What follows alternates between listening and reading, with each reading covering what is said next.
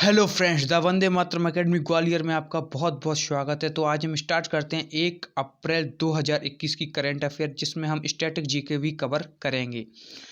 तो आपको पता है हम एमपी पुलिस, एसएससी सीजीएल और एसएससी जीडी के लिए डेली करंट अफेयर लाते हैं। आपको इस वीडियो को पूरी बिना स्किप के देखना है। तो आइए स्टार्ट करते हैं। 31 मार्च को कौन सा डे मनाया जाता है? International transgender day of visibility, यानी कि जो अंतर्राष्ट्रीय ट्रांसजेंडर डे जो है वो कब मनाया जाता है? 31 मार्च को मनाया जाता है। आपको याद रखना है धारा जो 377 है वो समाप्त कर दी गई है। इसी के साथ आपको याद रखना है हाल ही में ट्रांसजेंडर यूनिवर्सिटी कहाँ पर खोली गई है? यूपी के कुशीनगर में खोला जाने वाला है। और देश की पहली ट्रांसजेंडर न्यायाधीश किसको नियुक्त किया गया है? डॉक्टर ज्योति जी को नियुक्त किया गया है। नेक्स्ट, हाल ही में अशफाक उल्ला खां प्राणी उद्यान का उद्घाटन किया गया है यूपी के किस शहर में? तो ये किया गया है गोरखपुर में। किसके द्वारा किया गया है?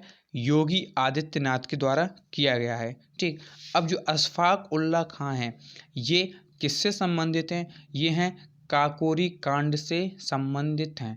काकोरी कांड जो ट्रेन डकैती हुई थी ये हुई थी 9 अगस्त 1925 को हुई थी। काकोरी जो स्थान है ये कहाँ पर है? लखनऊ के पास में है। ठीक, नेक्स्ट, हाल ही में यूपी के किस प्रोडक्ट को जीआई टैग मिला है? तो ये मिला है गोरखपुर के टेराकोटा को हाल ही में जीआई टैग मिला है। क्वेश्चन आता है जीआई टैग अधिनियम कब आया था? ये आया था 1999 में आया था। इस जीआई टैग की जो वैलिडिटी होती है वो होती है 10 वर्ष की होती है। भारत में पहला जीआई टैग किसको मिला था? दार्जिलिंग की चाय को मिला था। ये आपको याद रखना है। नेक्स्ट, हाल ही में 9th हार्ट ऑफ एशिया का सम्मेलन हुआ है। कहाँ पर हुआ है? किस स्थान पर हुआ है? ये हुआ है तजाकिस्तान की राजधानी दुशांबे में हुआ है। ठीक, next, global wind energy council ने हाल ही में वैश्विक रिपोर्ट 2021 जारी की है, यानी कि पवन ऊर्जा उत्पादन में सर्वप्रथम कौन सा देश कितने स्थान पर रहा है? ये आपको याद रखना है। जो चीन है वो फर्स्ट और अमेरिका सेकंड पर रहा है, जबकि जो भारत है ये कहाँ रहा है? चौथे स्थान पर रहा है पवन ऊर्जा उत्पादन में।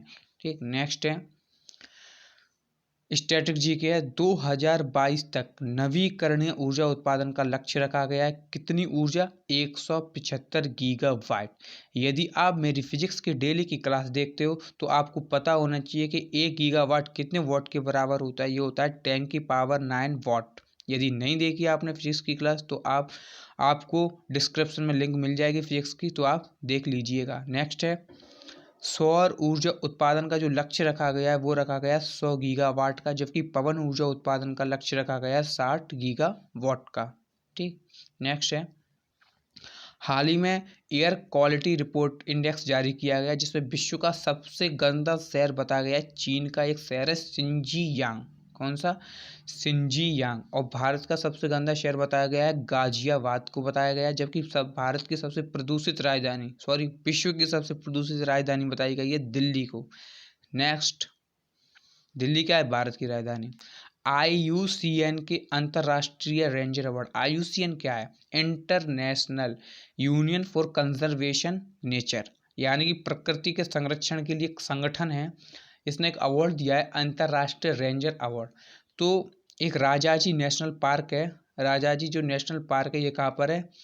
ये यूके में है, उत्तराखंड में है।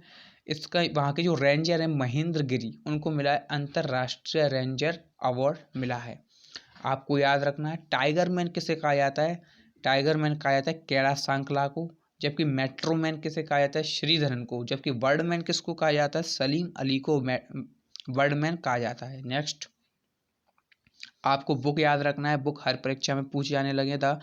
डिस्कम्फर्ट ऑफ इवनिंग किसके द्वारा लिखा गया है? तो ये लिखा गया मार्के लुकास के द्वारा, और मार्के लुकास को क्या मिला है? अंतर्राष्ट्रीय मैन बुकर पुरस्कार मिला है। ठीक, हाल ही में आनंदम द सेंटर ऑफ हैप्पीनेस का उद्घाटन किया गया है आईआईएम जम्मू द्वारा। क्यों किया गया है? शिक्षा के साथ साथ बच्चों में आनंद की अनुभूति करवाना इसका प्रमुख उद्देश्य रहा है। तो शिक्षा मंत्री रमेश पोखरियाल द्वारा उसका उद्घाटन किया गया है। ठीक, हाल ही में जो शिक्षा नीति आई थी 2020 की, किस समिति के द्वारा आई थी? ये आई थी कस्तूरी रंगन समिति। आपको याद रखना, मोस्ट इम्पोर्टेंट है। स्ट्रेटेजिक में आपको आज याद रखना है, जो 38वीं उत्तरी अक्षांश समांतर रेखा है, ये किस किस देशों के बीच में है? तो यह उत्तर कोरिया और दक्षिण कोरिया के बीच में है।